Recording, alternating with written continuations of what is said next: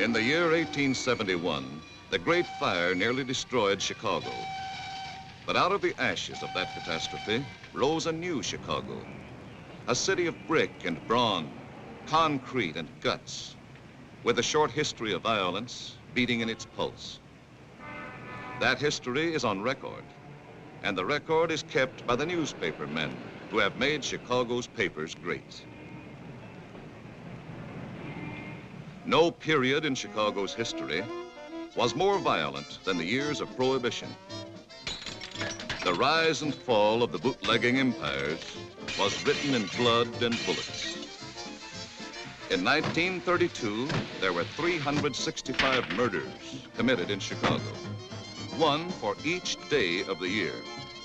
8 policemen were shot down in the line of duty. One of the most ruthless of these murders occurred on December 9th, 1932, on South Ashland Avenue, in a place operated by a woman named Wanda Skutnik. Wanda Skutnik's store in the Polish district was the front for a speakeasy.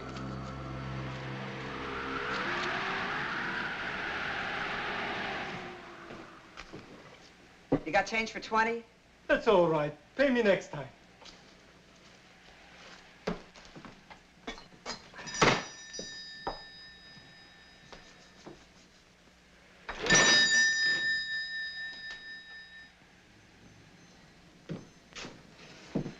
Wanda, you're looking at a guy that's coming down with a cold.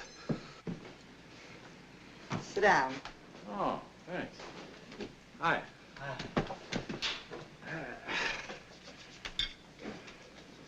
For a cold, this is good. Thanks, Wanda.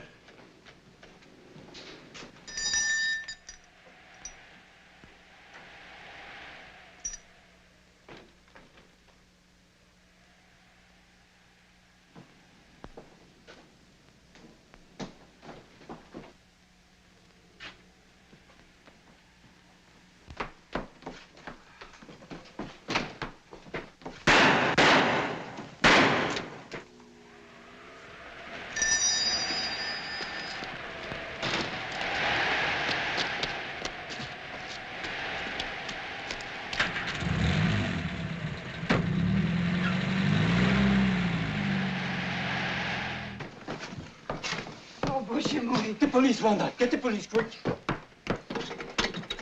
Hello. Hello, Central. Get me the police. Yeah, quick, please.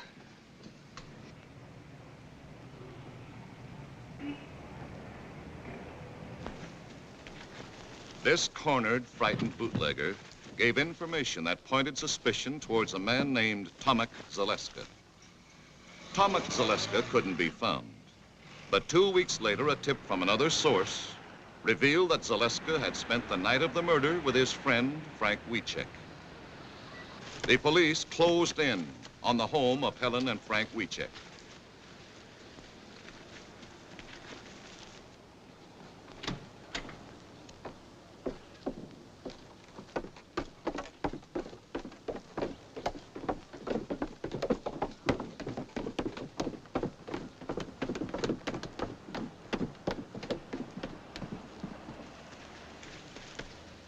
Helen and Frank were taken into custody for questioning.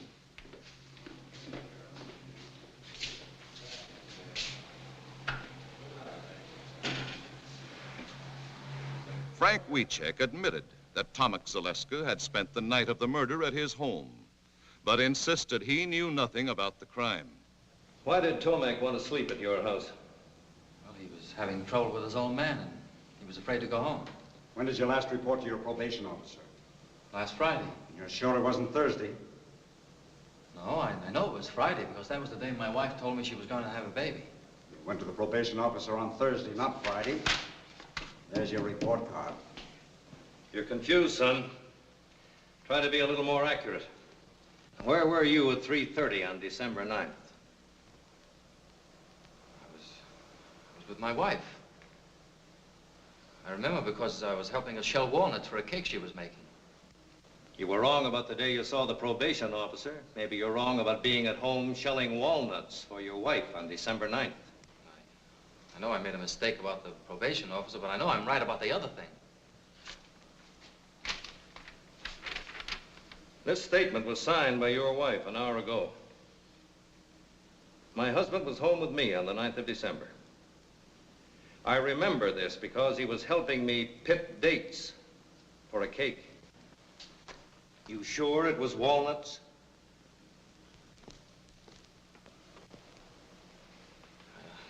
I don't know. I'm sure she must be mistaken.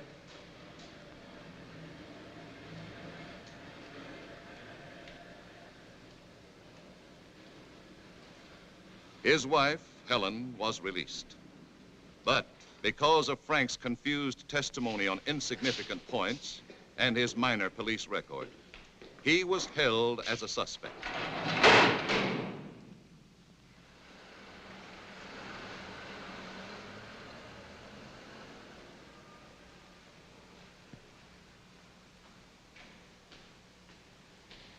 Eventually, after hiding out for 6 weeks, Tomek Zaleska, protesting his innocence, surrendered to the police. You know we're looking for you. You know we'd pick up your good friends Helen and Frank Wiecek. And why did you give yourself up if you were innocent as you claimed? I was scared. Sometimes I used to hang around Wanda's place. When I heard they were picking up everybody she knew, well, I figured nobody would miss me, so I just beat it. I know now I made a mistake. But I came in on my own hook, didn't I? When you went to Wiecek's house that night, what reason did you give for wanting to sleep there? I didn't give any reason. I used to spend the night there once in a while. You didn't give them any reason? No. I just asked them to let me stay there, and they did. And you're sure you gave them no reason? No. After identification by an eyewitness, Frank Wiecek and Tomek Zaleska were indicted for the murder of Officer Bundy and swiftly brought to trial. I will ask you, Mrs. Skutnik, if you see in this courtroom the 2 men that murdered policeman John Bundy. Yes, sir. Him and him. Had you ever seen either of these men prior to the time of the shooting? Oh, sure. Tomek used to come around my place all the time. The other fella I never saw before. And the first time you saw Frank Wiecek was on the day of the murder? Yes, sir. And the next time you saw him was the day you picked him out of the police lineup? Yes, sir. Thank you, Your Honor. The people rest. Both men received a sentence of 99 years to be served in Stateville Penitentiary. This happened in November 1933. Frank and Tomek went to prison. The case was forgotten for 11 years. Forgotten until October 10th, 1944, when a small advertisement appeared in the classified section of the Chicago Times.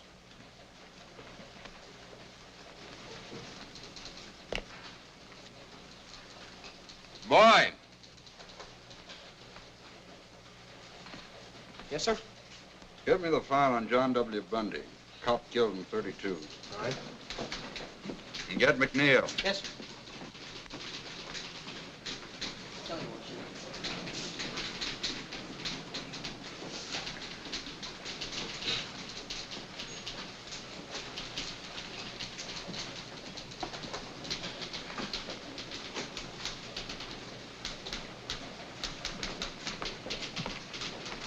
Check this.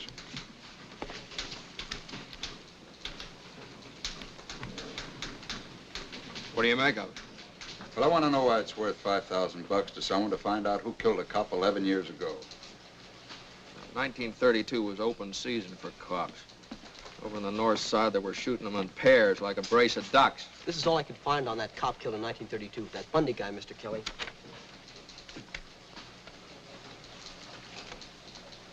Now, you see what I mean? He didn't rate much. Well, it wouldn't hurt to check it. You might get your name in the paper. This is sucker bait. Every grifter and mooch in town will be after that $5 grand. They'll frame their brothers to get it. And maybe this is a frame. There's a lot of angles to this thing. You see what I mean? Just takes you longer to catch on, that's all. I'm just thinking about it.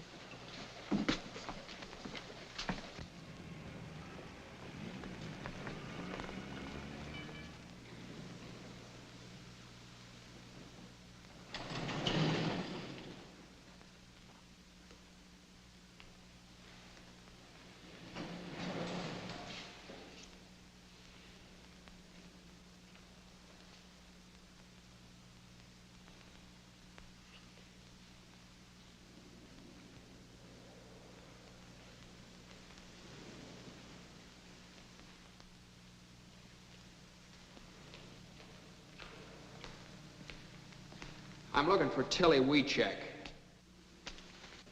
What you want? I called Northside 777. They said I'd find her here.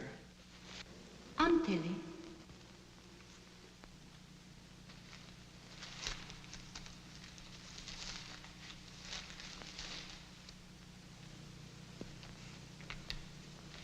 You run this ad? Yes. That's for me. You know something? No. No, I'm a reporter from the Chicago Times. We'd like to know why you're so interested in finding the killers of this Cobb. Frank Wiecek is my son. I his mother. My son's in prison for killing him. He didn't do it. My friends, they tell me if I offer big money, maybe somebody will tell who killed the policeman. Now, you mean your son's in prison for killing the cop, is that right? Yes, but he don't do it. My Frank's a good boy. He don't do this thing. About this $5,000. Where'd you get it? Is that important? Oh, yeah, it's very important. Where he got it, where you got it, might have a lot to do with the case. He might have it hidden away someplace. Maybe you got it from some mob that's trying to spring him. No. I work. I scrub floors. 11 years. I never miss a day's work. I earned it. Every penny. 11 years? That's a long time. Yes. You just say it. My boy, he lived it. Believe me, mister. You don't know my Frank. But me, I his mother. You mean you got some new evidence, something that wasn't brought up at the trial? No. No. That's why I try to buy new evidence. No, you're just wasting your money. You'll get cheated out of it. No, not me. Look, lady. He's in for 99 years. Now, if you want to make good use of the money, send him lots of cigarettes and candy, try and keep him happy. You're very kind. But I not use my money for candy or cigarettes. If you're not able to help, I get my Frank out someday. Somehow, I dream of this day.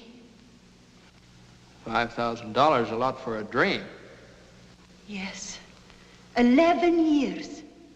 I dream and I work. First, I tried $3,000. Nothing.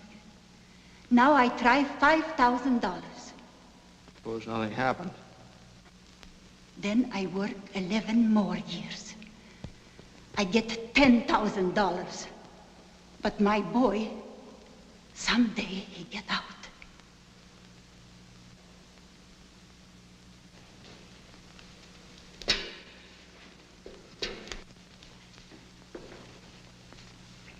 I gotta hand it to you, Mrs. Wiecek. You got a lot of courage. You help me? Oh, I'm afraid I couldn't do that. I'm only a reporter. I just write the story. Now, good luck to you.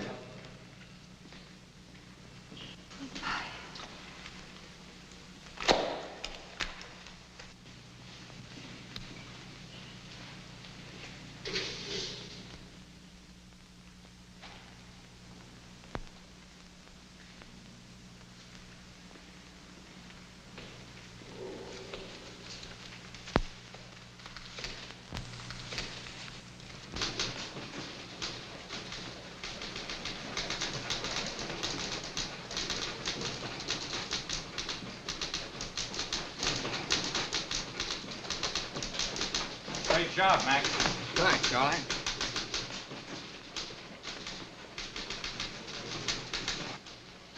Mac.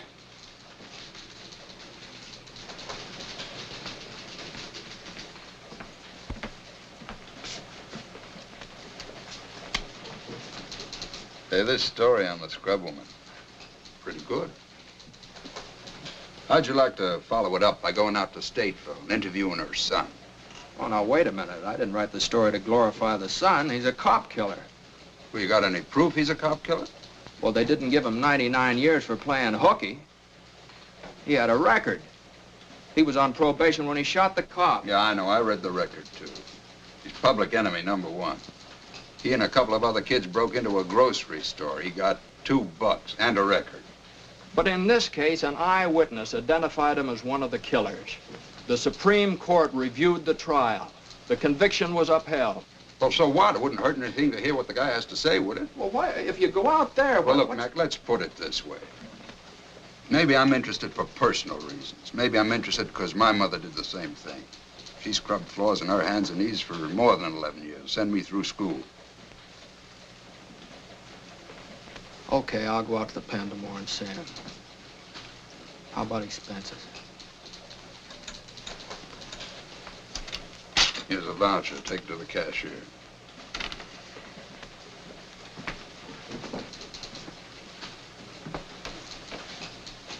Kelly. I happen to know that your mother had a small annuity. She never scrubbed a floor in her life. You never got past the 5th grade. But I figure if you pull such a corny gag as this, you must want me to go pretty bad, so I'm going. But I want you to know that you didn't get away with it.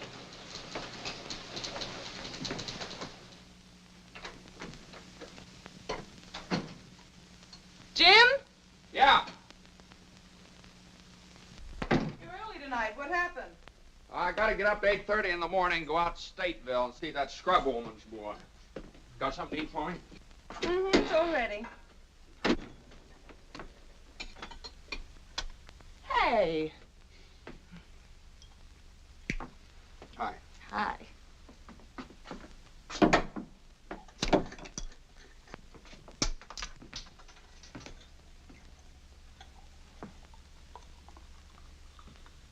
Hey, you got a new one, huh? Isn't it a beauty? 500 pieces. Yeah, I can't see how a smart girl like you can spend so much time on these things. Oh, I noticed you worked on the last one. You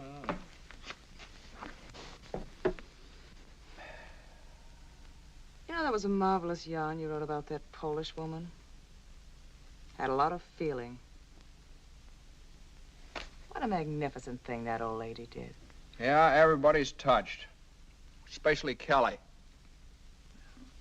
I was, too. Makes you feel warm. Well, I hit it pretty hard. But don't start believing it. I read the files on the case. That kid killed the cop. He got what was coming to him. Now, I need a branch of a tree right in there. See what around?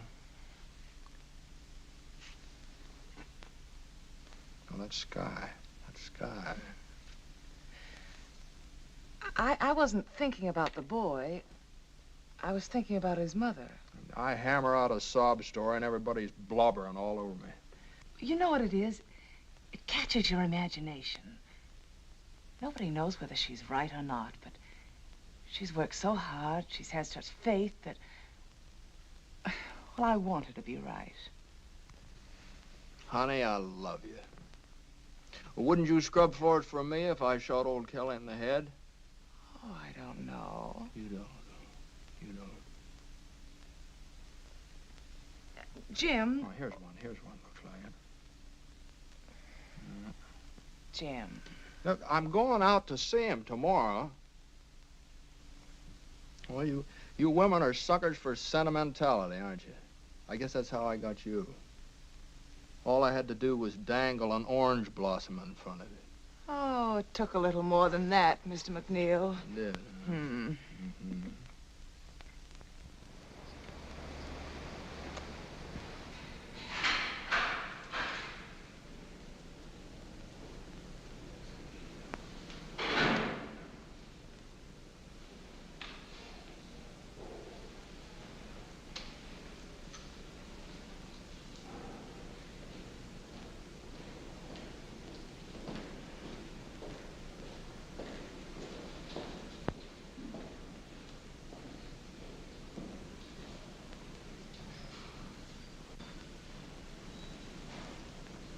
What kind of a guy is he, Warden? I like him. Huh. Frank, this is McNeal of the Chicago Times. He wants to interview you. Now, you don't have to consent to this interview or answer any questions if you don't want to. But I do want to.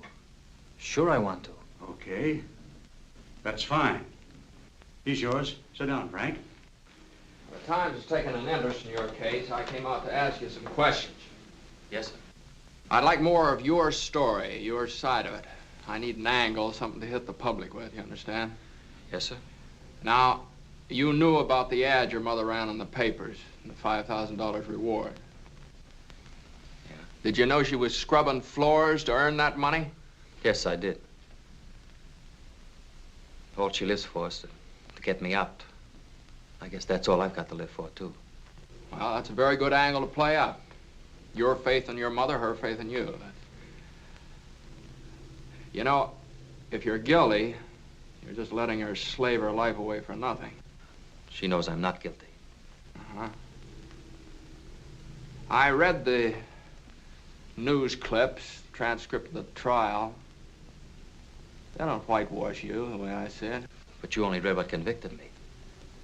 All the true facts didn't come out. Even Judge Moulton said I was innocent. The judge that gave you 99 years? Well, the jury said we were guilty. He had to.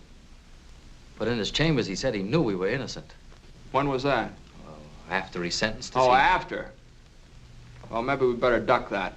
What else? My lawyer was a drunk. He wouldn't even let me take the stand. He was afraid I'd get the chair. Oh, go on. When they question you hour after hour, you're bound to get mixed up on a lot of little things the way I did. That's another good angle. Railroaded, huh? And they took me from one police station to another. Every few hours. Taking me around the horn, they call it. So my lawyer couldn't get me out. And this one, the Skutnik. The first 2 times she saw me, she said I wasn't the man. And all of a sudden, she said I was. Finger woman. All right, we'll play that up, too. I was home with my wife the night the policeman was killed. Does your wife visit you regularly? My wife, yeah. We're divorced. Well, we better duck that angle, too. You duck so many things. You don't believe me, do you? Listen, I talked to your mother. She's a very fine old woman. She believes you. I need proof. I got no proof. Yeah, I know. All right, now, what we'll do with this thing is this. We'll play up this mother angle and the finger woman, and maybe a little police and political corruption, too. I didn't say that. Well, what difference does that make? It's a good angle. Probably true, anyway. You see, you don't want a wishy-washy story. This thing's got to have sock, mass appeal. It's the only way we'll be able to help you. Get sympathy, public support. Now, you leave it to me. Okay, Ward. Thank you. That's all, Frank.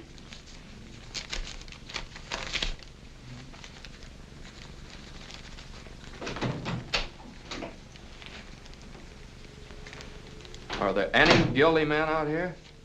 Not if you hear them tell it. Sure make a hard pitch, don't they? 99 years is a long time. Maybe he'd been better off if he got the chair.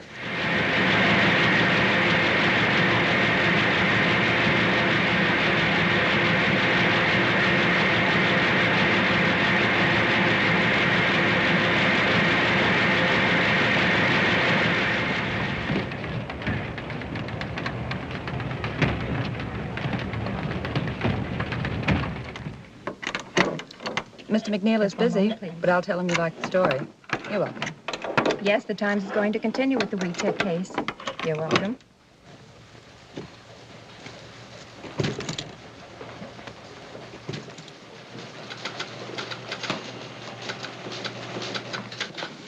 Yeah. Yes. Well, thank you very much for calling. That's right, lady. I guess the Times is going to follow up the case. Yeah. Goodbye. Say, what are you going to use for a follow-up? What follow-up? Well, the thing is snowballing. I want more of it. Well, you want to give me a raise, or do I just get the $5,000 from Wiecek's mother? Look, Mac, my job's to print the news that's fit to print. Did it ever occur to you that we might be selling this dead cop short? Maybe he had a mother that scrubbed floors, too.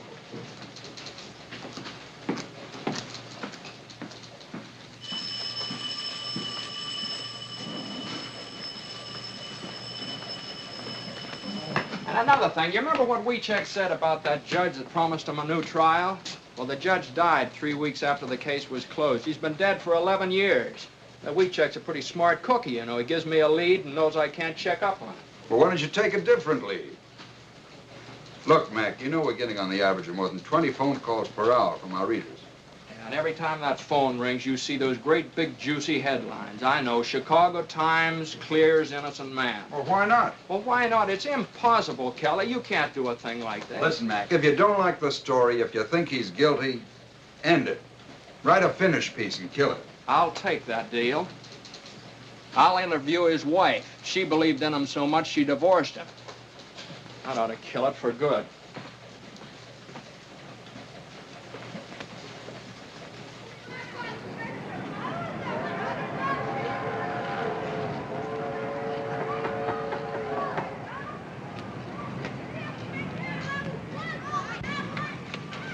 I'm looking for Helen Reiska. Yes? I'm McNeal of the Times. I'm doing a series on the Wiecek case. Oh, yes, I read them. Please come in. This way, please. Oh, excuse me. Just a minute. I got your address from your former mother-in-law, Tilly Wiecek. I haven't seen her since the divorce. I guess she doesn't feel very kindly towards me. Will you sit down, please? Do you think there's a chance that Frank will get free? Do you want him to? Sure, I want him to. Would you be waiting for him? No. No, I wouldn't. I'm married again. Oh. But I'd be glad for Frank, because he's a fine man. And because he's innocent. He was at home with me when the policeman was killed. Yeah, I know. You were baking a cake. You loved him. Then, I mean. I did. Very much. But the lonely nights were too much for you. You couldn't go on that way. No. Is that it? No, that's what Tilly might think. I loved him. I would have stuck to him. But Frank wanted me to get the divorce. Did he pick out your new husband for you, too? It's the truth. Did you contribute to the reward money, or did Tilly earn all that by herself? Oh, I couldn't help. I haven't anything. My husband, Mr. Reiska, takes care of me and my boy. Frank's boy. I can't ask more than that. He's a good man. And he loves me, and he loves the boy. We're lucky. Yeah, you seem to have got out of it all right. Mr. McNeal, I told you the truth about the divorce. Frank wanted it. Well, it's going to be very hard to make people believe it. Frank's wife says he's innocent and shows her faith by divorcing him, you know. But that's just the way it was. I went up to see him that day, wanting to make him keep up hope, wanting to cheer him up. He looked depressed, the way you do when you're terribly worried.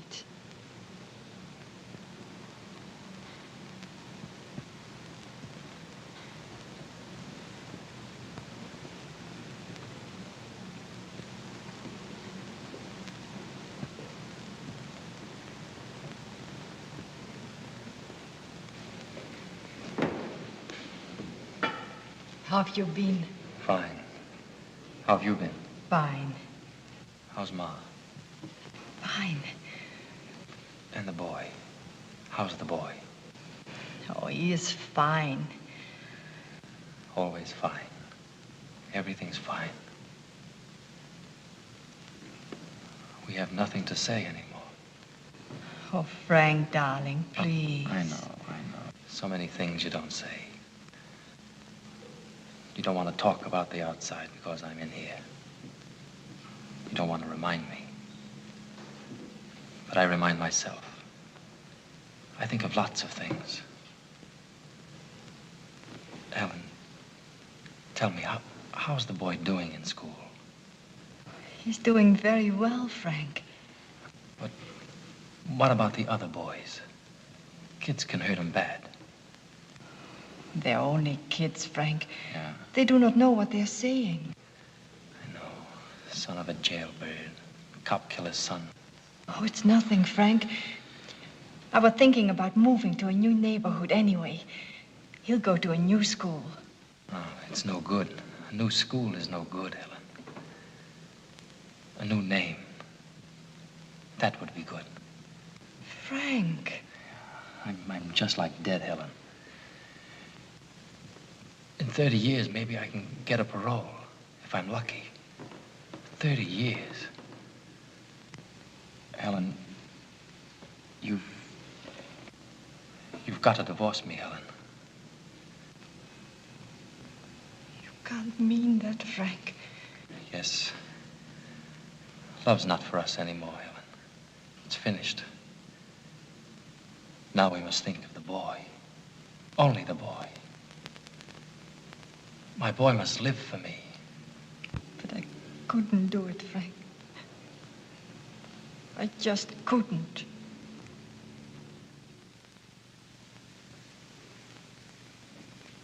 And for over a year, I wouldn't do it, Mr. McNeal. But Frank kept begging me and begging me. Then I met Mr. Reiska. He loved me, and he was fond of little Frank. He understood everything about us. Well, what about the boy? Does he know? Yes, he knows. But now everyone calls his father Uncle Frank. We've made a point of that. Look, Mom, Brandon! No! You lost the other one. This is Mr. McNeal of the newspaper. And that's my husband, Mr. Reiska. Reiska? And that's my boy, Frank. How are you? Say, I'd like to get a couple of shots of you and the boy, if it's all right. That's all right. Come on, son. Come over Sit here, Frank. Right there. There you are, Mom. Hey.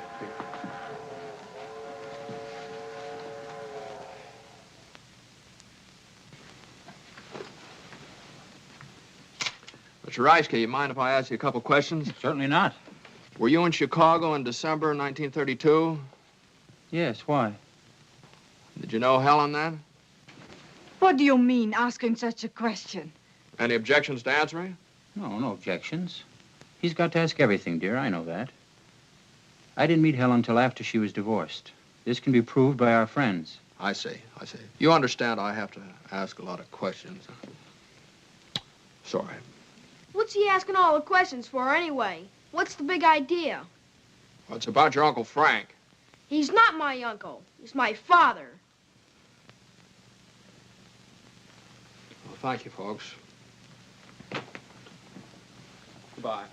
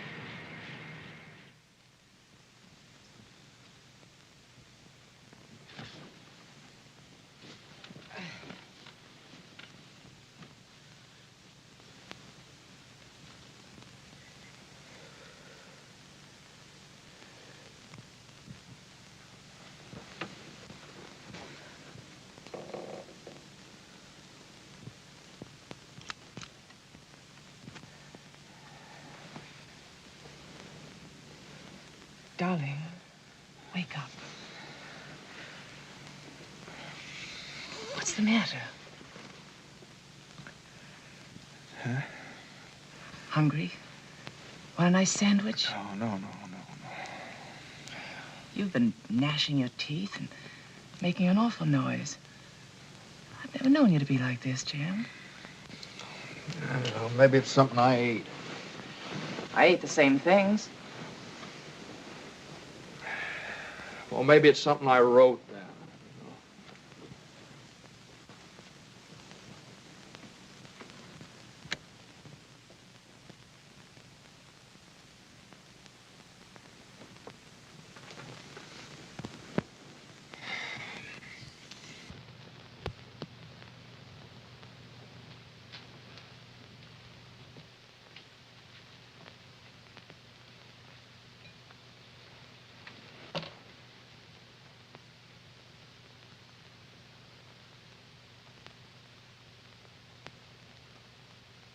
You look nice. Will you marry me? I did. Oh, yeah, that's right. Thanks. You're welcome. Just remember I'm here. Well, come on over here. Maybe we can work this out together.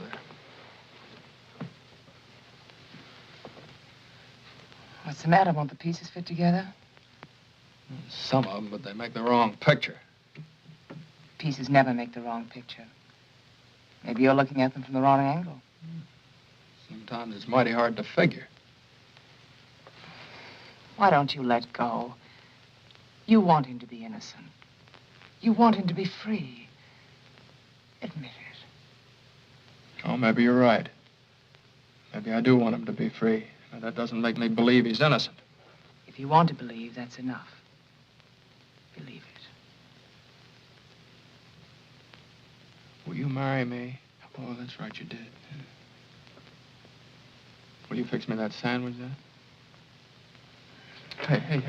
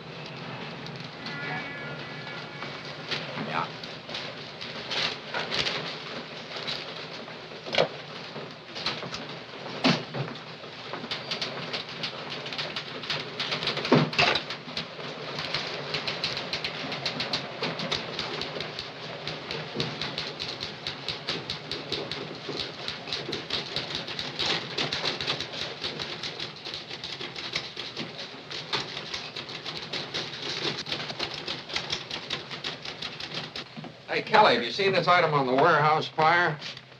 Might be a firebug, arson ring. You think there's anything to it? There might be. I'll follow it up. Is that an assignment? Sure. Oh, Mac, I know there's nothing more to the Wiecek case. It's all washed up. But before you tackle this warehouse yarn, the warden called me this morning. Wiecek wants to see you again. Well, for what?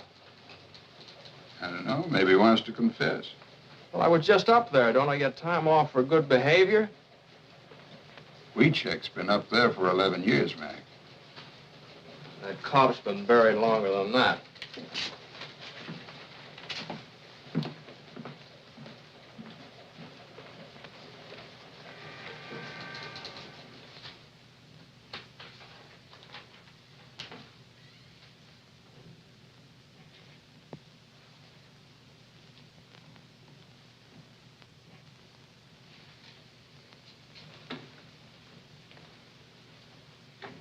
Hello, Wiecek.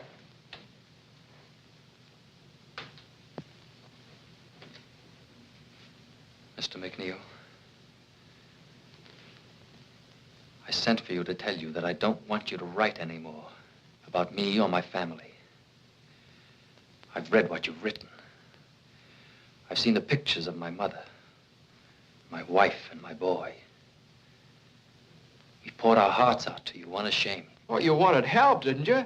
That's the only way you can get people interested in the case. Nobody's going to read a little two-line ad like your mother ran in the paper. 500,000 people have been following this story. Now, somebody might know the killers and get in touch with us. I don't want that kind of help. I'll stay here 1,000 years. But you must not write anymore about my wife and my mother and my boy. My mother is doing this for me, not to sell your papers. Oh, now, wait a minute. I made my wife divorce me, so my boy has a new name. Now you put his picture in the paper. You spoiled everything for him. I don't know. I thought I was doing a good job. No. This is writing without heart, without truth. Before I thought maybe some crook lawyer would try to get the $5,000 from my mother. But this I never figured. Yes, I say it. I'll stay here. I'll stay here 1,000 years. But never write anymore about my family. Leave them alone. Leave alone my wife and my boy.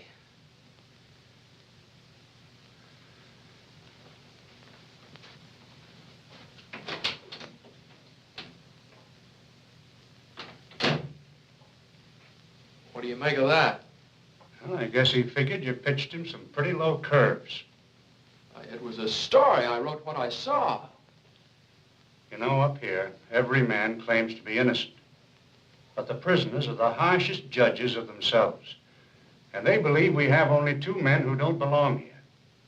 Tomek Zaleska and Frank Wiecek. All right, Warden. Say, I wonder if you'd let me try something else. I'd like to talk to Tomek Zaleska. Okay.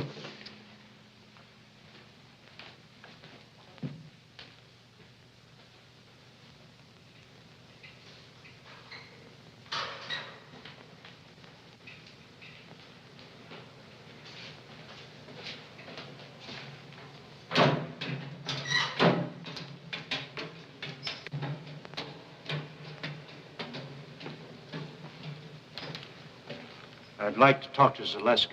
Yes, sir.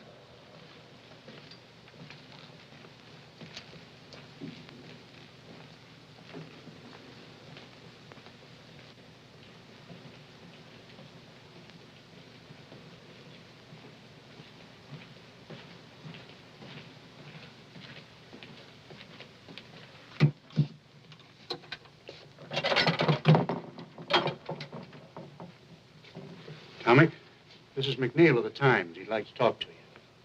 Yes? Warden, would it be stretching the rules too much if I talked to him alone? No. No, go right ahead. Thank you. Are you familiar with the work the Times is doing for Wiecek? Yes, sir. Now, look, Tomek, we want to clear up this Bundy case one way or the other. We don't think Frank was in it with you. Now, if you confess and name the man that was really with you that night, the Times will do everything in its power to get you a parole for turning state's evidence. The chances are you'll be out of this place in a few years. What have you got to lose? You're in for a life now. Come on, tell us the truth.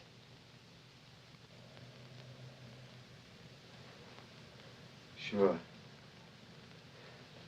I could say I did it. Then maybe have a chance of getting out like you say. But if I confessed, who would I name as my partner? Joe Dokes? I couldn't make it stick for 1 minute. That's the trouble with being innocent. You don't know what really happened.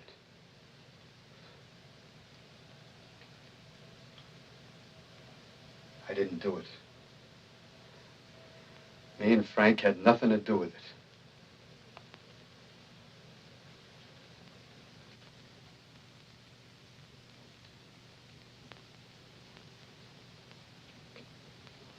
Okay, Tomek.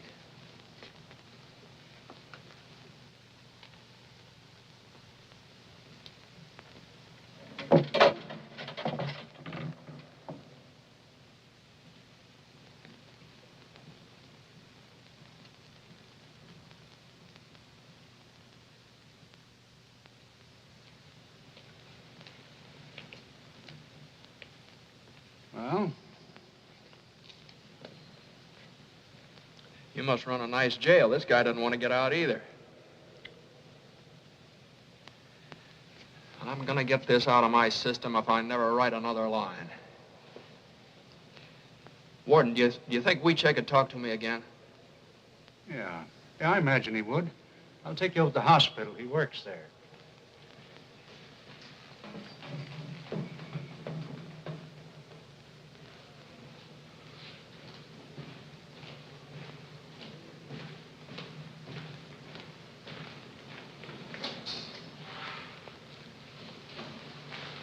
Frank, Mr. McNeal would like to talk to you again, if it's all right with you.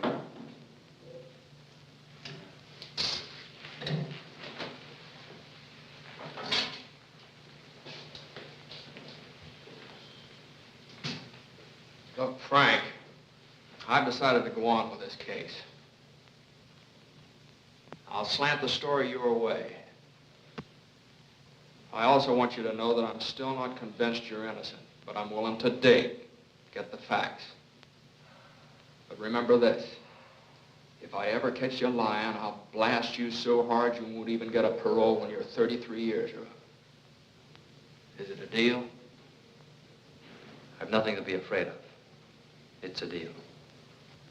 Okay, Frank. Now, I want you to give me some information. This judge you told me about, you know, the one that died. Were there any witnesses when he told you he'd try and get you a new trial? Yeah, there was a bailiff. Uh-huh. What was his name? I don't know. Well, I'll find out. What was the name of your lawyer? His name was Underwood. Underwood. Where does he practice? He's disbarred now. That's great. A disbarred lawyer and a dead judge. All right, what else? There's Wanda Skutnik. It was she alone who put me where I am. She identified me, but the other two witnesses, Gruska and the mailman, said no. Then there was the police captain. He was the one who got Skutnik to say I was the man. He stood right alongside of her when she picked me out. She was afraid of him. What was his name? I never found out. He wasn't at the trial. Well, where can I find the Skutnik dame? I don't know. That's nice material. It's all I got, but it's the truth. Would you be willing to take a lie detector test? Mr. McNeal, for 11 years, I've been waiting for a chance to get at that box. You know what you're up against? If it turns out bad, you're cooked. If it turns out good, it's only Leonard Keeler's professional opinion. Doesn't count legally. I'll take the test. Okay, I'll fix it up for you.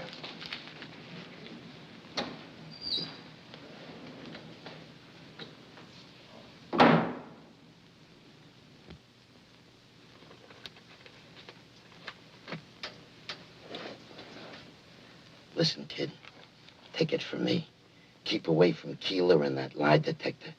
I'm not afraid of it. That's what I said. Why, I had the cops, the state's attorney, even my own lawyer believing in me.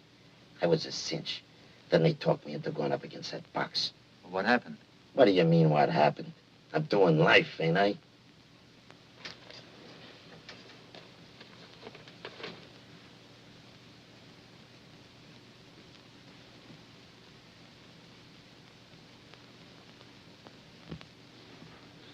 Well, the only thing the machine is for is to record the emotional reactions of an individual. We place a blood pressure cuff about the upper arm of the subject, and then through the impulses to the timbre system, record the variations in blood pressure and pulse on this stylus. Then the pneumograph is fastened about the subject's chest, and we record the changes in the respiration. And the electrodes fasten on the palm and the back of the hand to record the changes in electrical conductivity of the skin. It's a very sensitive criteria for emotional reaction, emotionality. Oh. Mr. Keeler's all ready for you, Frank. Sit down, Frank. Just take it easy and relax. I'll do the best I can, Mr. Keeler.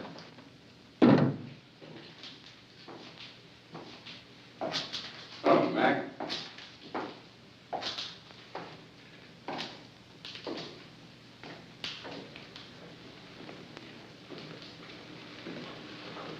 What are you doing here? I was driving out to Decatur to see my brother and thought I'd stop by. I'd never seen a lie test before. Decatur's out the other way. Yeah, well, I took the detour, the long way around. Yeah.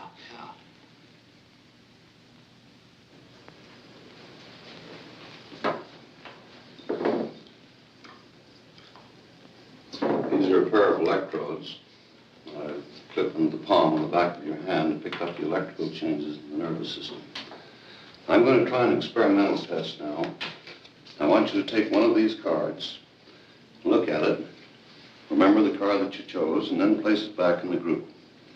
I'm going to ask you one card at a time, and I want you to say no to each card that I ask, including the chosen card. You understand? Yes, sir. Now just face forward, don't watch the machine, and sit as quietly as you can.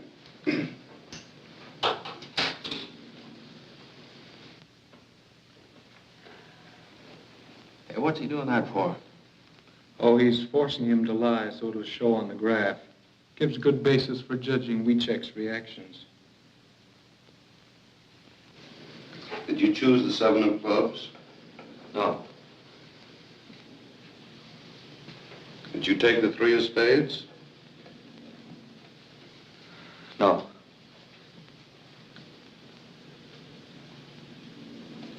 Did you take the Queen of Hearts?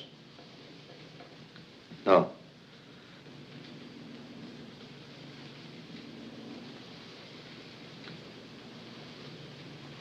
Did you take the Ace of Hearts? No.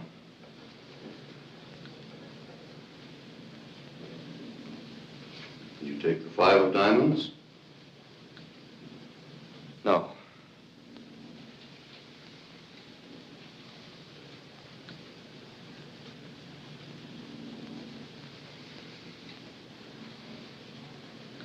Did you take the 6 of clubs?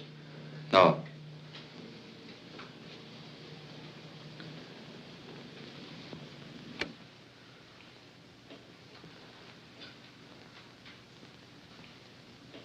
You took the 5 of Diamonds, Frank. Did you? Yes, sir. Now I have a prepared list of questions I'll ask you. I want you to answer all of these questions now by yes or no. And if you have anything to explain, do that after I ask you all the questions. Just turn around and face forward. Sit as quiet as you can all the way through the test.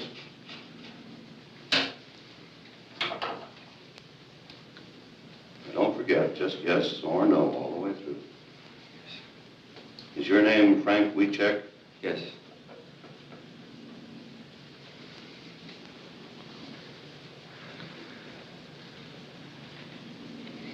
Did you have breakfast this morning? Yes.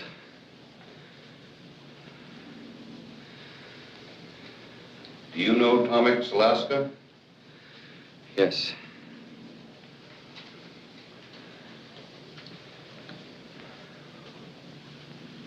You're 6 feet tall, aren't you? 5'9". Just a minute now. Just yes or no, all the way through. I'm sorry, sir. And sit quietly. Yes. I'll have to begin again now. I'll just ask you some of these questions. I'm sorry. Is your name Frank Wiecek? Yes.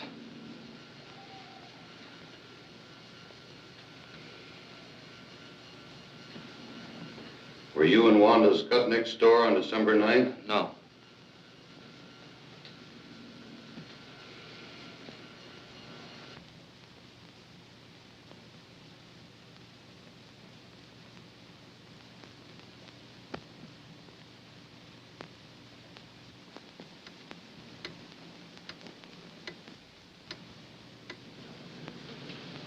Were you home at the time of the robbery? Yes.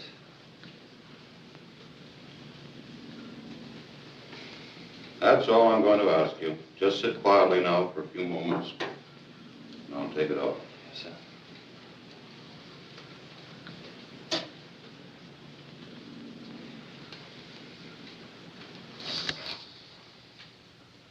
Now we're all through, Frank.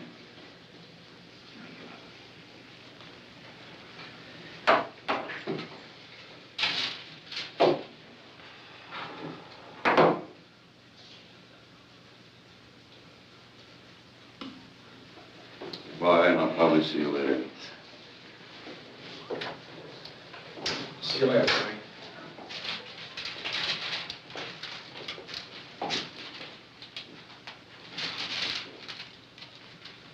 What's the verdict? Well, there's the record.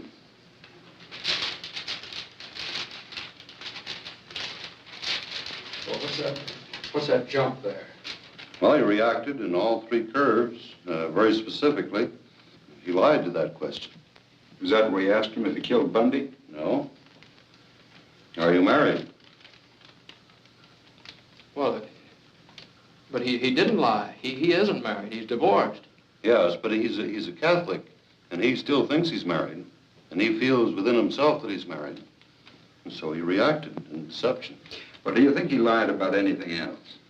Well, we run so many records today, 4 or 5 of them. I'd like to take a little time to go over them and compare one record with another and the reactions. And, well, I'll call you later on this afternoon and let you know.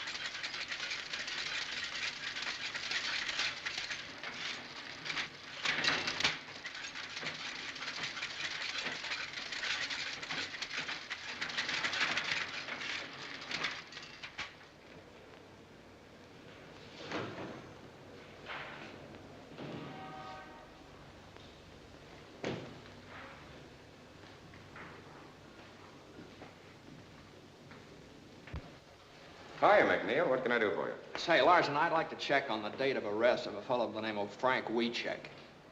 You mean the cop killer? Oh, I'm just trying to do a job. I'm afraid I can't help you, McNeal. Our arrest books for 1932 are in the warehouse. They're not available.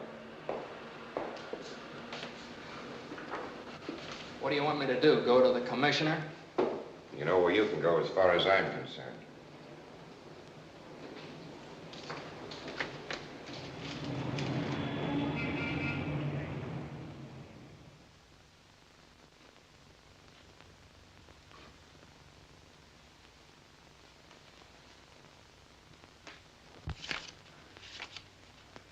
Here it is.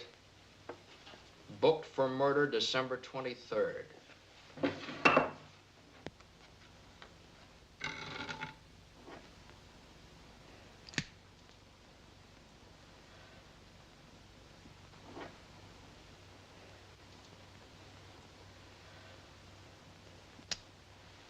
Does that make you happy?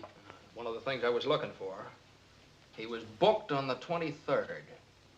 Now, if I can just find out whether he was arrested before then. What difference would that make? Well, if he was arrested before the 23rd, it'd prove that this Skutnik dame could have seen him a couple of times before she identified him. Captain Norris of the New City Precinct handled the Skutnik identification. He never operated that way. Captain Norris, huh? Say, let me see the arrest books for December 1932, will you? I can't help you on that. Look, all I'm trying to do is to find out whether this fellow Wiecek is a cop killer or not. You know, back during Prohibition, the police department got pretty tough when a cop got killed. Now you're talking like the guy in the street. Always thinks we're running around with rubber hoses beating up innocent people. Look, you seem to think the cops framed Wiecek. You're the one that's doing the framing. You're framing the best police department in the country. Bundy was a good cop and a good man. Why don't you write about his wife and son?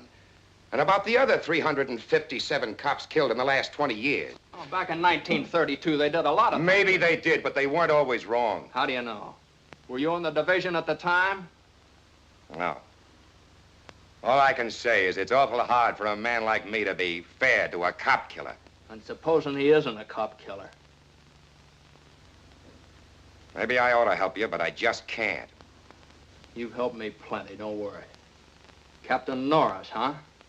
Had charge of the Skutnik identification, huh? Well, it looks like he's sort of mixed up in this himself. Maybe I better go over and talk to him. You better take a shovel with you. You'll have to dig him up. He died in '38.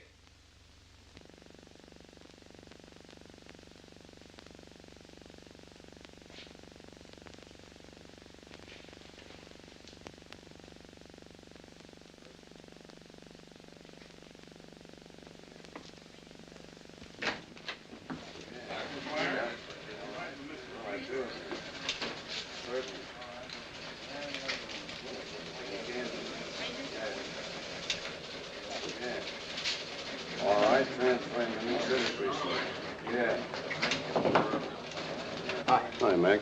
Off your beat, ain't you? Yeah, sort of. I need some help. Lay off of me, Mac. The word's gone out to keep away from you. I've done you a lot of favors, Matt. Now, is there any place I can find some records of people that come in here and look at the police show-ups?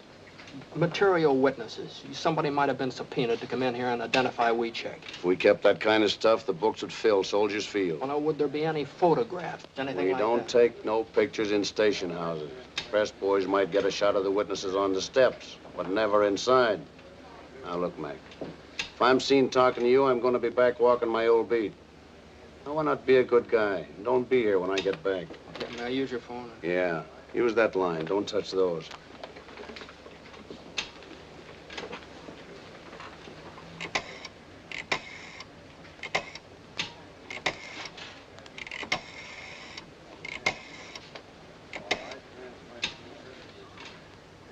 This is McNeal. Give me Kelly. Say, check through our files to see if any of our boys took pictures of the Wiecek arrest in 1932. Get someone to check the Tribune and the rest of the papers. Now, listen, Kelly. A photographer takes maybe 10 shots, prints one of them. I want to see the other 9. Now, listen. The Herald Examiner, they were still in business then, weren't they? Now, this is just their kind of picture. I'll check on that myself.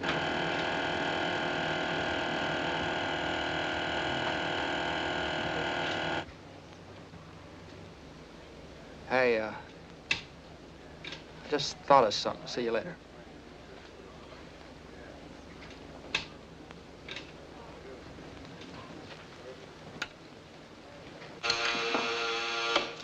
Your city precinct.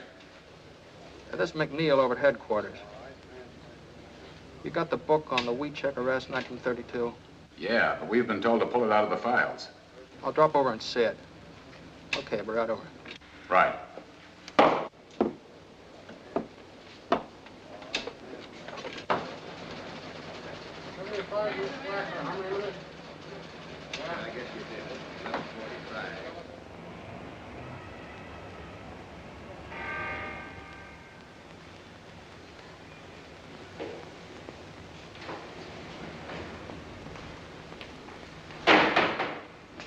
Yeah, I'm McNeal. I just phoned you from headquarters.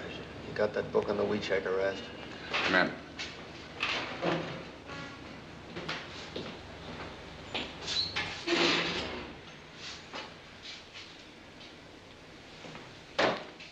Thanks.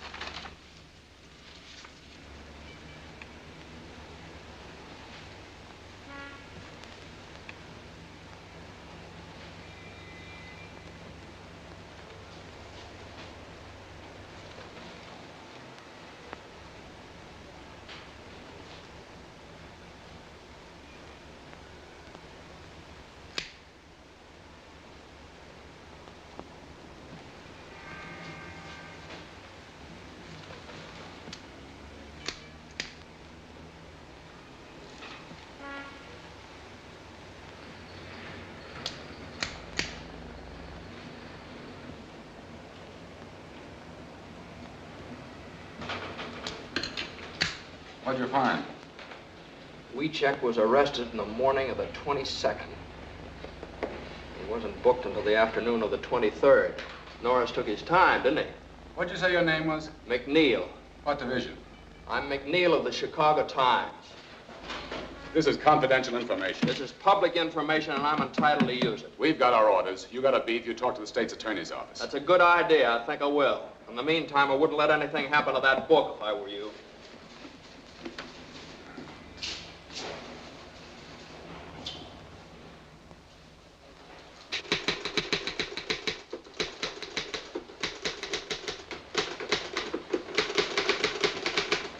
Mac! Hey, Mac!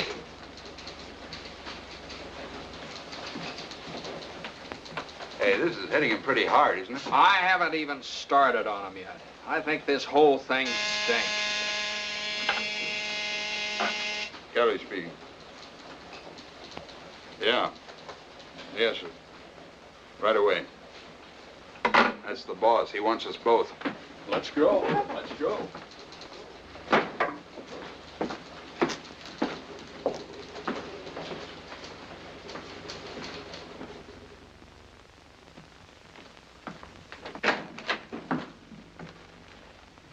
Go right in, Mr. Kelly. Mr. Palmer's waiting.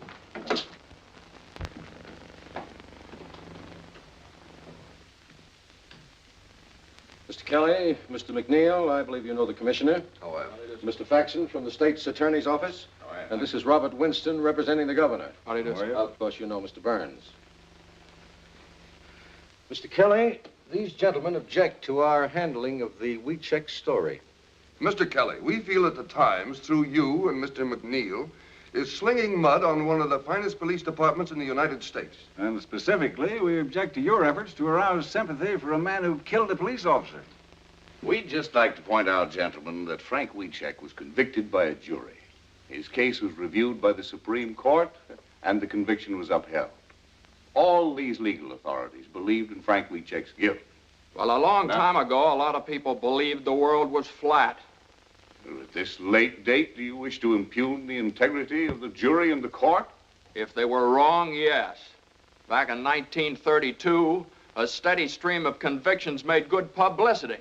Remember?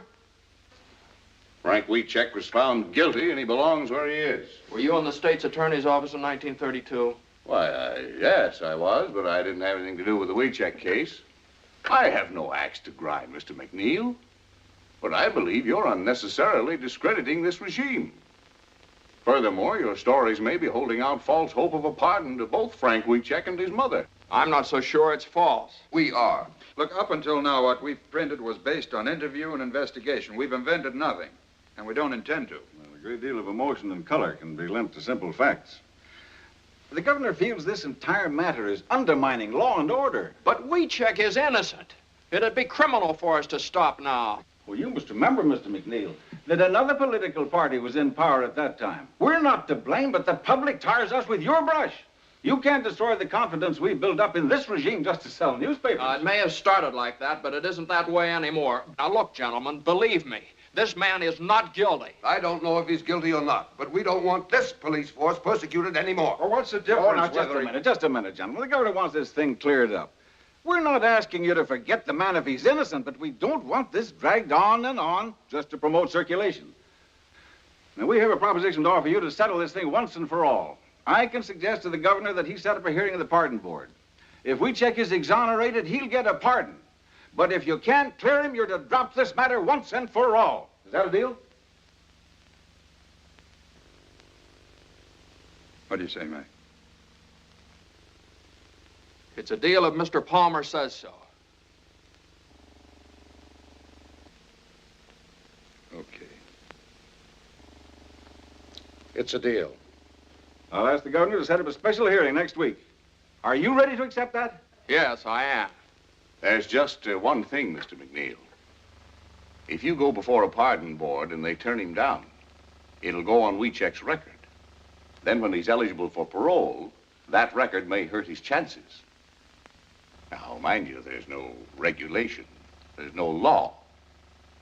But the very fact that he was investigated by the pardon board and turned down may have a prejudicial effect upon his application.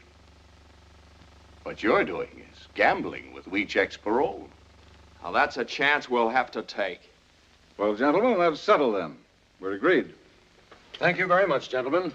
We'll live up to our end of the bargain. Goodbye. Goodbye, sir. Bye. Goodbye.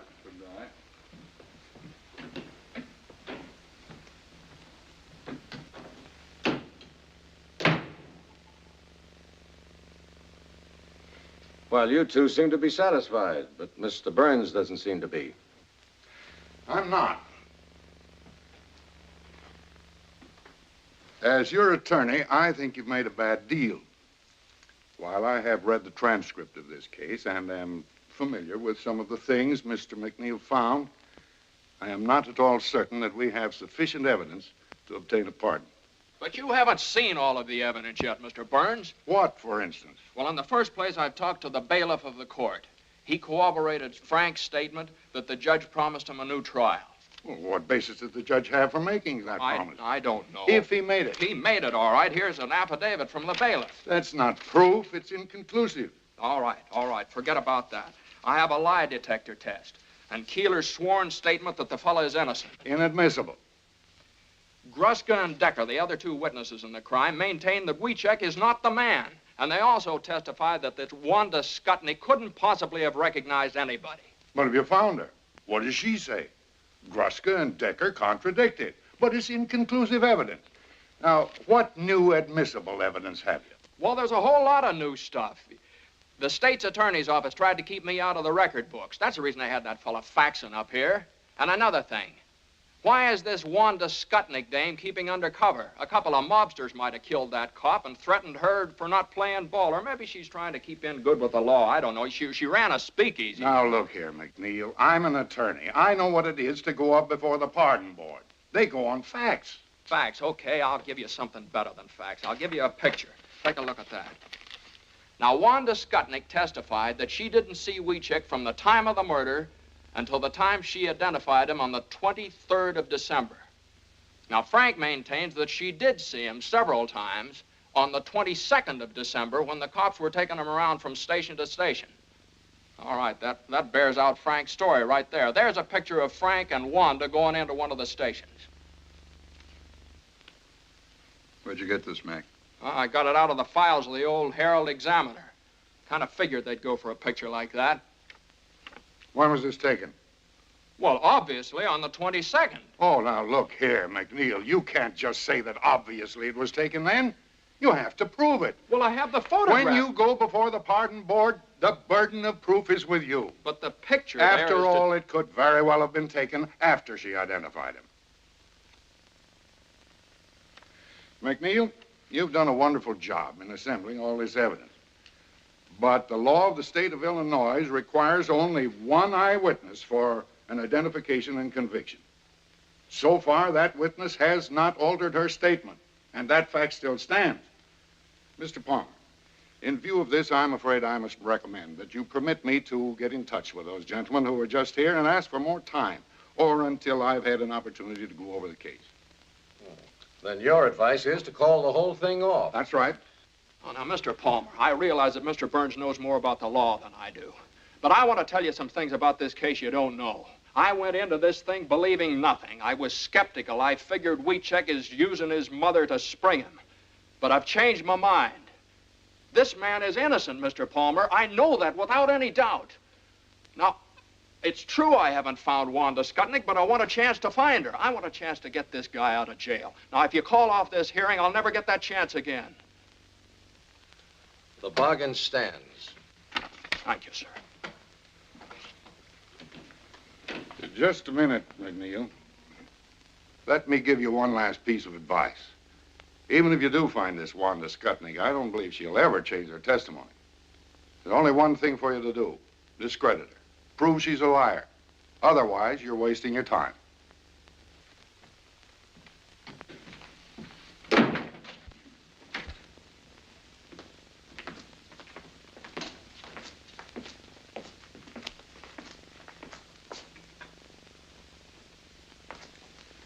Yeah, that's great. Great speech, Mac. Now you've really got to find Wanda Skutnik. Now, listen, Kelly. I haven't been wasting my time. I know a lot about Wanda Skutnik. Now, she used to run a speakeasy. All right, she's probably still in the liquor business. She's Polish, and she used to run around with a guy that works in the stockyards. So don't let your enthusiasm get you into trouble. Back of the stockyard's a tough neighborhood. Oh, wait a minute. Don't scare me, Kelly. Can you speak Polish? No, I can't speak Polish. But if I have to learn to speak Polish to find her, I'm starting right now.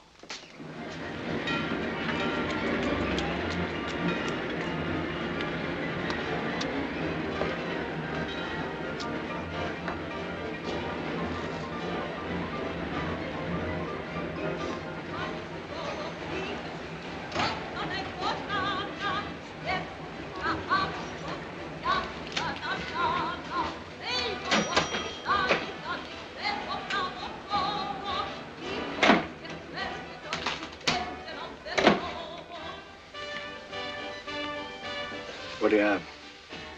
Say, did you ever see that woman before? Her name's Wanda Skutnik. You a copper? No. Her uncle died, left her a little money. I hear she's remarried. Having a hard time finding her. Money, huh? I don't know. I'll see if the boys in the back room know about it. To je. Če tudi slišal se kabeta, če naziva Wanda Skotnik? Ne. Ja Bilo je pevna ne vidio. ženata? Ima nove nazvisko. Nije. Daj mi Dobro. drugu kartu.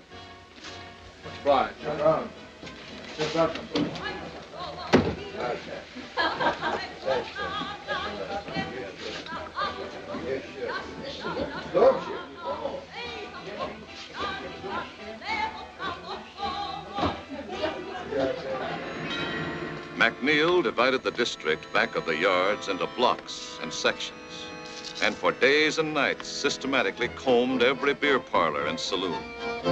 Ja panu powiedziałem, że więcej już nie będę pracować. Tak ciężko robił. O, panu opowiadam. That's all for me. Sure. Na zdrowie panu. Na zdrowie.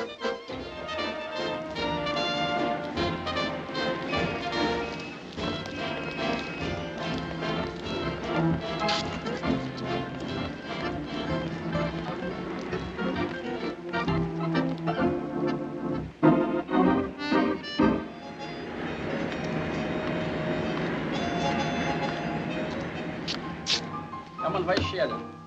Ile ty masz? Ja wszystko wygrałem.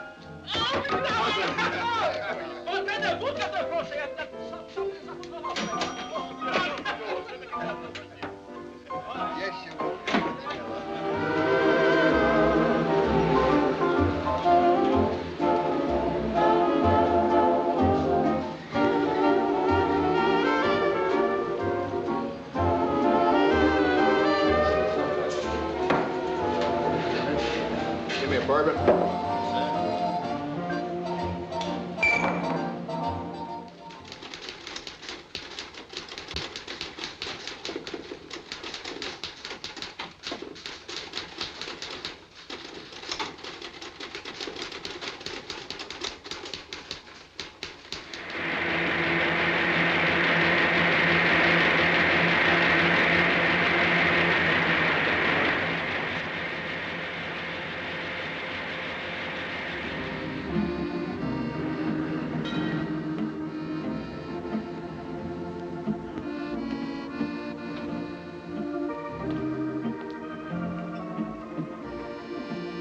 What do you have?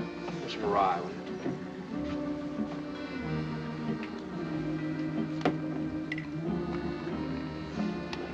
Say, did you ever see that woman around here? No, I don't think I have. Her name's Skutnik, Wanda Skutnik. A lot of women come in here, but I don't know them by name.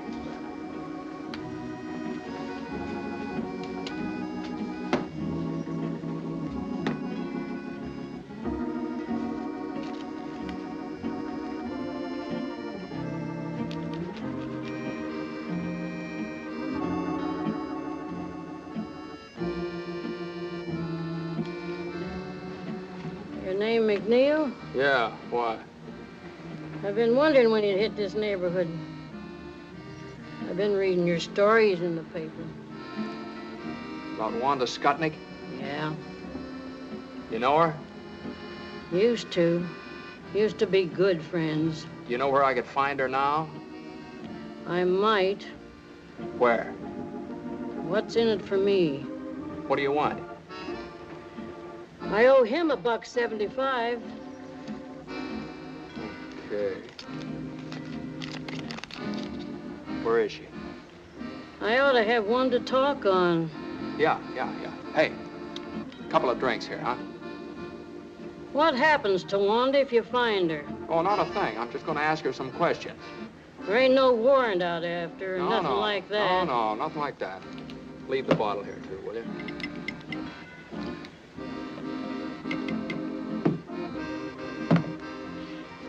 She hadn't ought to thrown them bricks at me. You know Honora Street? Yeah, sure. You go down there. 725. 725. What's her name now? Siskovich. Wanda Siskovich. But don't tell her I said so. She's got a bad temper. I don't want her throwing no more bricks at me. Won't tell her a word. There you are. Thanks.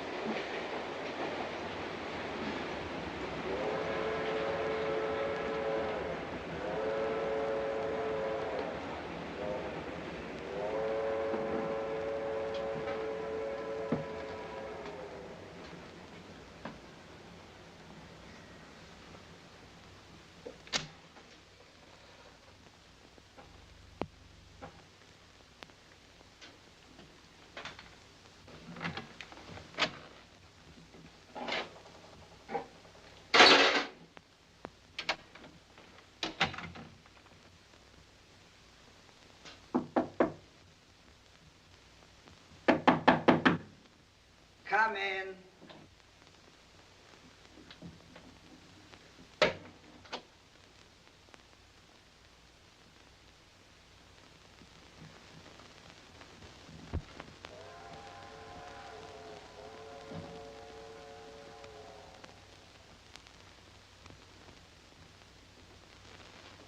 Who are you? I'm from the Times. Get out of here! So you're Wanda Skutnik. Yeah. I've been wondering when you'd show up. Now, look, lady, I'm not going to give you any trouble. I'd just like to ask you a few questions. You want to cry in my beer? All I want to know is this. Is there any possibility that you might have been mistaken when you identified Wiecek? No. Well, if you're so positive, we can prove it. Will you take a lie test? A lie test? You think I'm crazy? Look, will you give me a sworn statement? I did my swearing in court. How many times did you see Frank before you identified him? Never. You didn't see him before the police show up? No, only when he killed the cop. Look, I said all I got to say. That's all there is, see? What do you mean that's all there is? There's a lot more than that. This kid's been up in the pen for 11 years. Now, look, I've got to go before the pardon board day after tomorrow. Now, Frank's got a good chance to get off if you help him. I got no reason to help Wiecek, and I got no reason to help you neither. You're the one that wrote them lies about me. I've been thinking of suing you for libel. That's the reason I wrote them. I called you a liar and a bootlegger and a finger woman. I insulted you every way I could think of, and I'm going to keep on doing it, see? Go ahead and sue us for libel. I'd just like to get you up on a witness stand under oath. Yeah, and you still wouldn't get nothing out of me.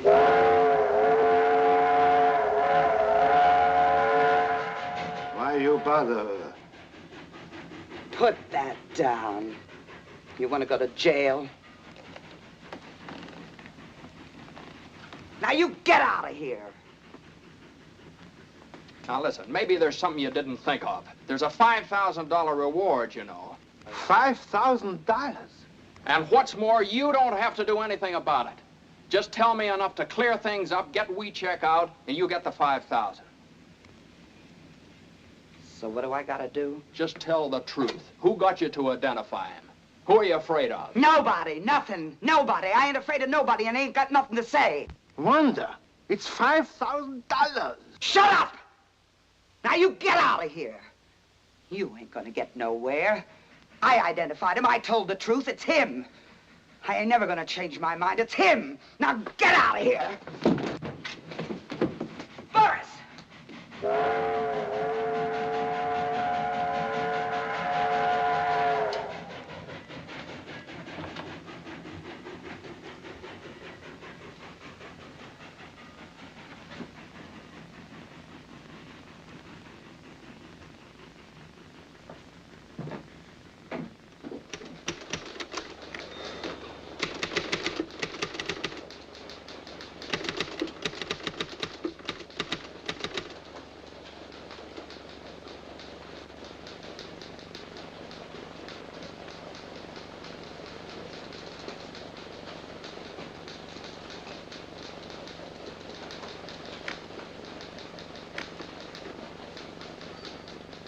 Well, Mr. Burns has given us a clear picture of the situation. If Wanda Skutnik can defy the pardon board, if the board has no authority to subpoena her, the power to make her talk, then we're helpless. What do we do now? The thing for us to do now is for me to appear before the pardon board at Springfield this afternoon, present our apologies, and ask that the case be withdrawn. Will that appear on Frank's record? Will it spoil his chances when he becomes eligible for a parole? No, his name simply will not come before the board. All right. That's it, then. I'm sorry, Mr. Palmer. I want to apologize to you, too, Mr. Burns. I thought if I found this woman, I could make her talk, but I missed her. I'm sorry. Okay, Mac. Kelly, write a finished story on this Wanda Skutnik and end the whole thing. Get the paper off the hook.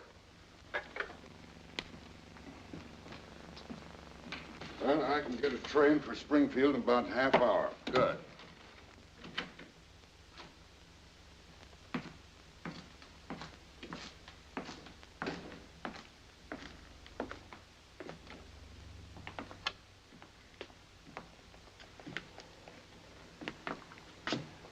Big day for the Wieceks. Write a finished story. Get the paper off the hook. How do you end it? Well, first you better go out and see Wiecek's mother. I couldn't do that. I just couldn't do that, Kelly. What do you want her to do? Read it in the paper?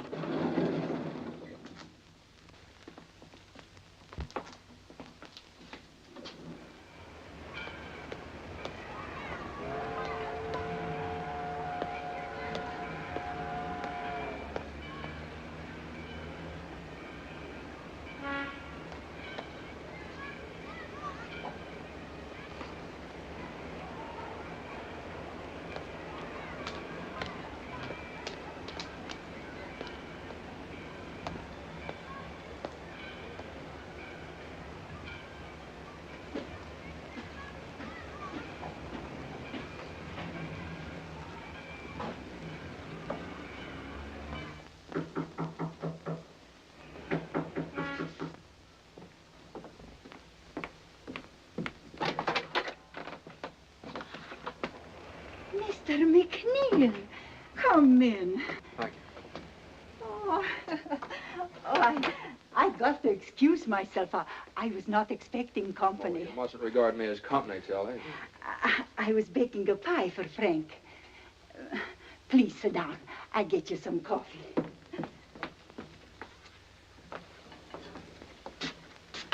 I really can't stay, Tilly. I just came out to talk to you about something. About the pardon board, yes? Oh, I pray for this day. I want to tell you about it. Yeah. Come over and sit down. And now it has come. It is here. Tilly, I must tell you this. Yeah. We're going to call off the hearings. We don't have a chance in the world of getting Frank his pardon.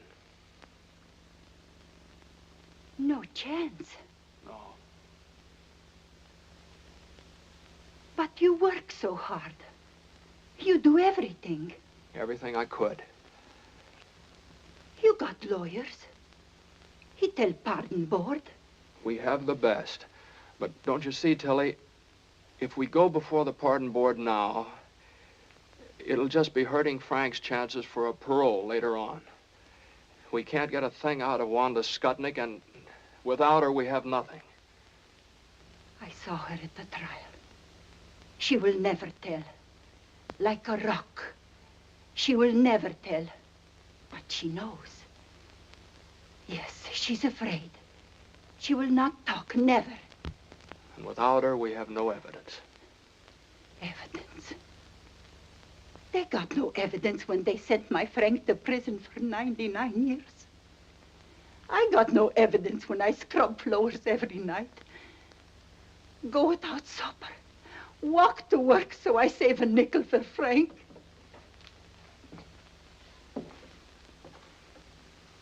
Evidence. What is this evidence?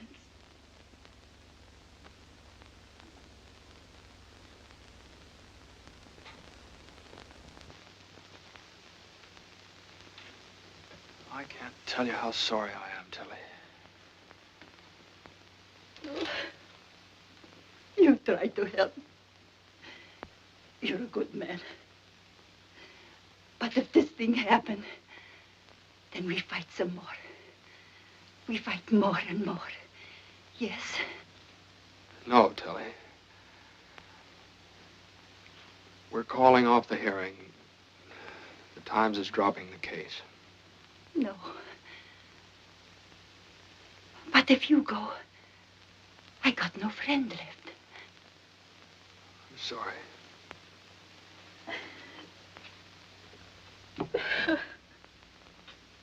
No friends left. No friends no more.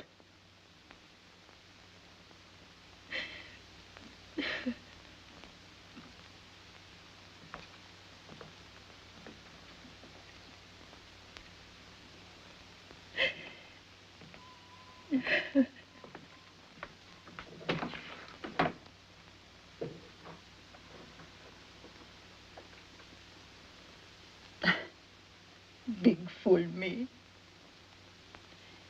Sure, I got a friend.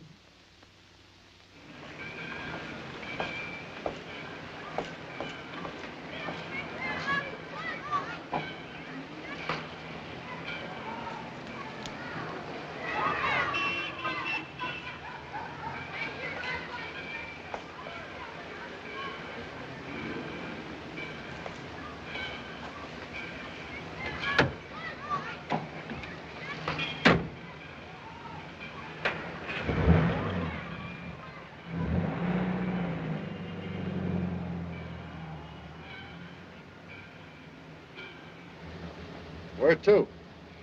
Now the Chicago Times. Well, the fellow's writing those stories, ain't you?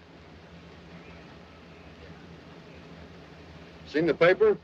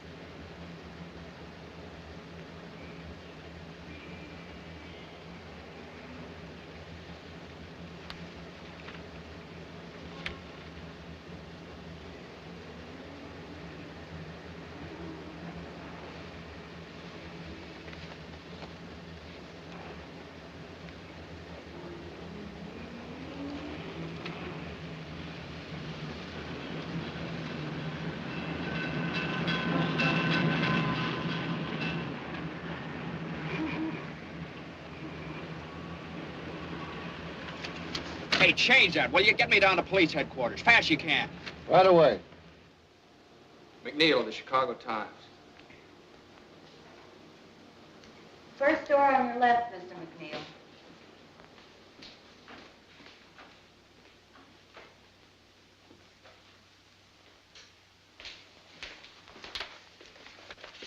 Say, did you make the enlargement of the photograph of this forged check here? Yes, why? I got a picture here. I just wondered, could you blow that section of the picture up right there? Sure. Would all the details come out on it? Well, that depends. You got the negative? No, that's all I got right there. Well, then I'd have to make a dupe. How long would that take? Oh, a couple of hours. What do you think? Could you get started on it right away? Yes. But you're McNeal at the Times, aren't you? Been working on that Wiecek case. That's right, I'm McNeal. At first, I thought this guy was guilty. But now I don't know. You take a look at it. Hey, could I use your phone? Sure, right over there.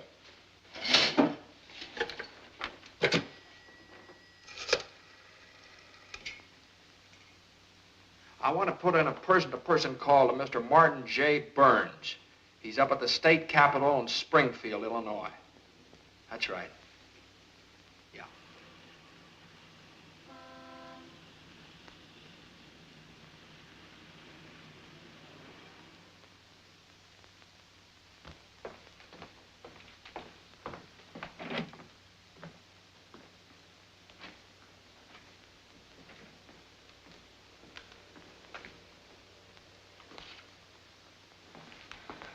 Sorry, gentlemen. The pardon board is in special session. The case of Frank Wiecek. Gentlemen, I feel somewhat at a loss because I came here to ask that the petition of Frank Wiecek be withdrawn. However, about an hour ago, I received a telephone call from James McNeal of the Chicago Times, who informs me that he has uncovered the evidence we've been seeking. It is conclusive evidence that supports the petition of Frank Wiecek. You may present the evidence, Mr. Burns. Unfortunately, gentlemen, my telephone conversation with Mr. McNeal was necessarily brief. He's flying down to Springfield. He should be here at any moment. What evidence does he have? I'm afraid I don't know. Mr. Chair. Mr. Faxon. I object. The state's attorney's office has the right to demand orthodox conduct of this hearing. If you have conclusive evidence, present it. Otherwise, we ask that the petition be denied here and now. Mr. Faxon, we certainly intend to follow orthodox procedure in this Board of Pardons.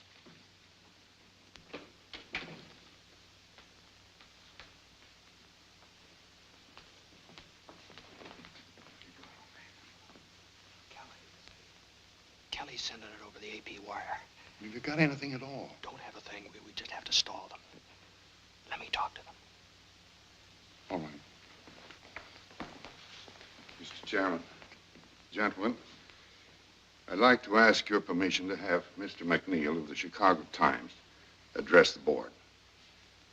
Granted. Thank you, sir. Mr. Chairman, gentlemen, I'd like to apologize for being late, but it was just impossible for me to get here sooner. I don't know how much Mr. Burns has told you. Strictly from a reporter's point of view, understand. I've assembled what I feel is a very solid case. And of what does this case consist? Well, it consists of such debatable items as a lie detector test. Now, I realize that you're unable to accept that. You want evidence. But sometimes the weight of evidence, just because it's in the record, is heavy enough to crush the truth. We'll discuss the shortcomings of our judicial system some other time, Mr. McNeal. Yes, sir, I'm sorry. I realize that at the present time you want facts. We have a notarized affidavit from the bailiff of Judge Moulton's court that the judge felt that Wiecek did not receive a fair trial. We have those documents before us, Mr. McNeal.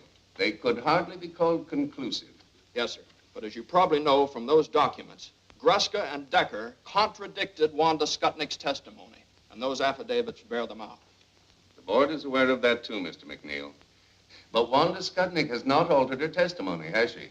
Wanda Skutnik lied from beginning to end. She lied about everything. You know, it's a very funny thing about the Statue of Justice up there. She has a sword in her hand.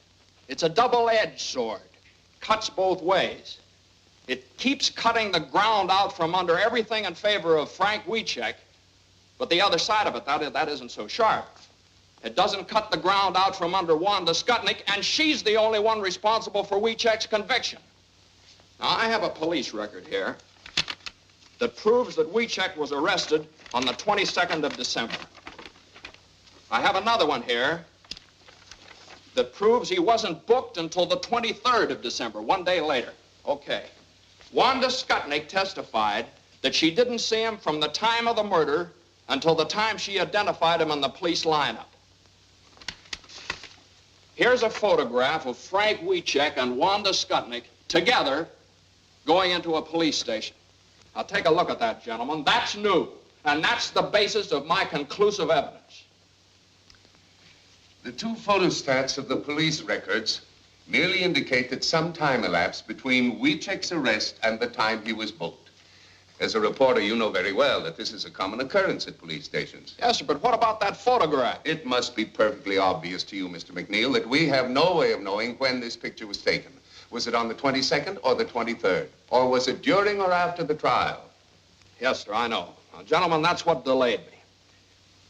Now, if I do prove that that photograph was taken on the 22nd of December, 1 day before Wanda Skutnik identified Frank Wiecek in the police lineup, how about that? What then? In that event, Mr. McNeal, we might be obliged to render a favorable decision. But can you prove it? Yes, sir, I think I can. I just need a little time. Time? Do you mean to say, Mr. McNeal, that you still have no corroborating evidence? No, I'm not sure. The police laboratory down in Chicago is enlarging this section of the photograph. Now, if the enlarging process Yes, I know, but how long will this take? As soon as the enlargement is developed, they're going to send it over the wire photo system from the Chicago Times to the Illinois State Journal, which is just a few blocks down here. Now, all I ask, gentlemen, is that you go down there and see that thing with me. I object. The methods of publicity previously used in behalf of the plaintiff indicate that this may rightly be regarded as an attempt to make journalistic capital of this hearing. Now, I am authorized by the state's attorney's office to state categorically that in the opinion of our office, the facts set forth in Wiecek's behalf do not indicate that he was a victim of a miscarriage of justice. We're here to protect the interests of the people of this state, not to sell newspapers. Mr. Chairman. Gentlemen, the governor ordered this hearing for the purpose of arriving at the truth. If you fail to consider every item of evidence, no matter how improperly presented, you have defeated the very purpose of this hearing. What is your decision, Mr. Chairman? Gentlemen, we'll go. Are you clear to Springfield? Yes, sir, the wire's open. Well, hold it open. I'll have the picture in a minute.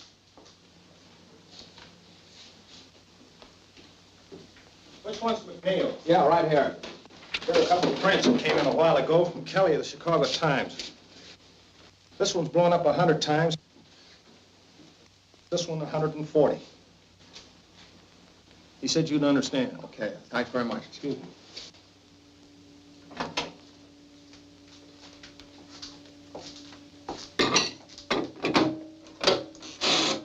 Ask them if they're ready. Springfield, are you ready for this picture? We're ready. Okay, here's the final lineup. Okay. All ready, Mr. McNeal.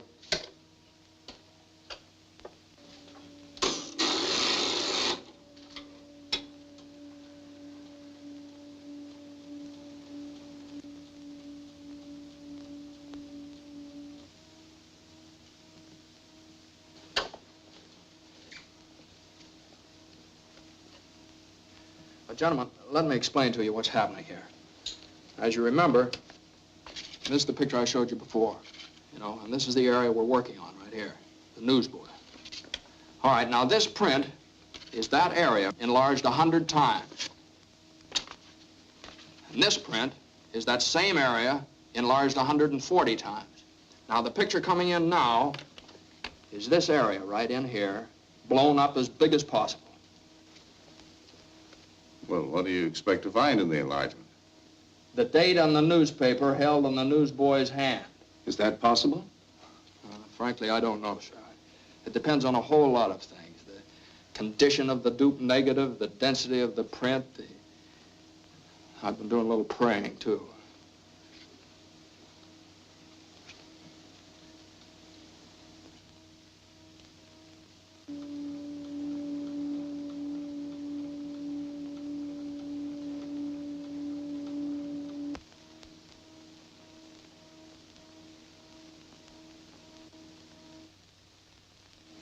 That's it, Mr. McNeal. Excuse me, please. How long will this take? Oh, it's a positive print. Shouldn't take long. You can come along with me if you want. This way, Colonel.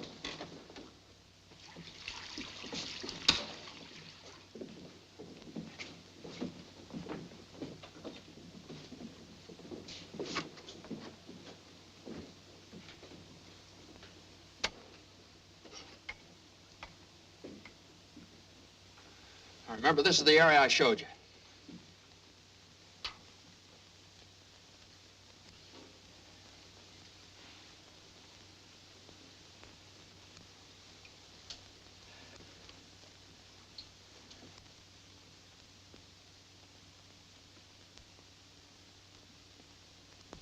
There, it's beginning to come through. Now, what's the date? What's the date?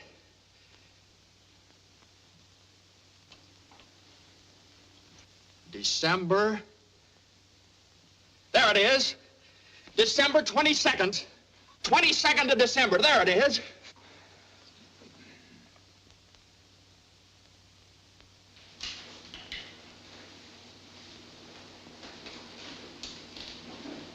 Goodbye, boy. Good luck, Frank. Thank you.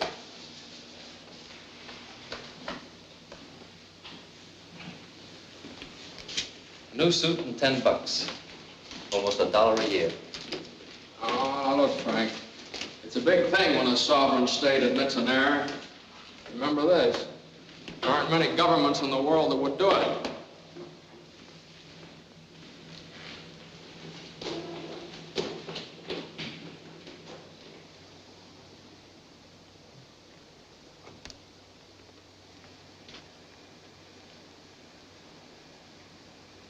That's my daddy! Daddy!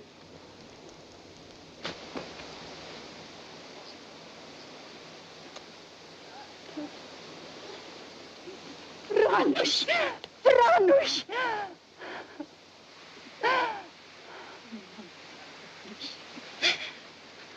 Helen. Frank.